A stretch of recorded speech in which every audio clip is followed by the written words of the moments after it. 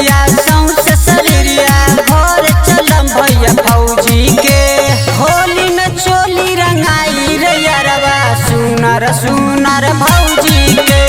होली में चोली रंगाई रे यारवा सुनर सुनर भौजी के होली में चोली रंगाई रे यारवा सुनर सुनर भौजी के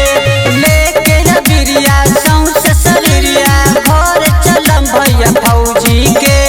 होली में चोली रंगाई रे यारवा सुनर सुनर भौजी के होली में चोली रंगाई रे यारवा सुनर सुनर भौजी के होली में चोली रंगाई रे यारवा सुनर सुनर भौजी के सुनर सुनर भौजी के म्यूजिक बाय डीजे उमेश शुक्रिया बाजार। सुनर सुनर भौजी के देवर भौजी के होलाई होली होलाई होली होलाई होली ऐसो रंगाई भौजी के चोली देवर भौजी के होलाई होली एमकी रंगाई भौजी के चोली होली के दीना मन रंगीना करम अपना मौजी के होली में चोली रंगाई रे यारवा सुनर सुनर भौजी के होली में चोली रंगाई रे यारवा सुनर सुनर भौजी के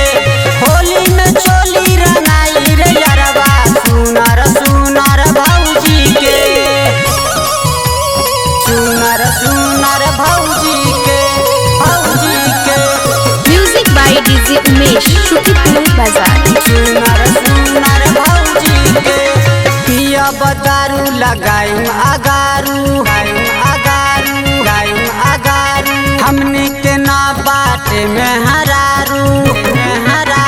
पिया बतारू लगाई अगारू हमने के ना बाटे में हरारू जानो किशोर छोटू बिहारी होली में खोजे मौगी के होली में चोली रंगाई रे यारवा सुनर सुनर भौजी के होली में चोली रंगाई रे यारवा सुनर सुनर भौजी के होली में चोली रंगाई रे यारवा सुनर सुनर भौजी के रौनक रिकॉर्डिंग स्टूडियो मेजरगंज सीतामढ़ी।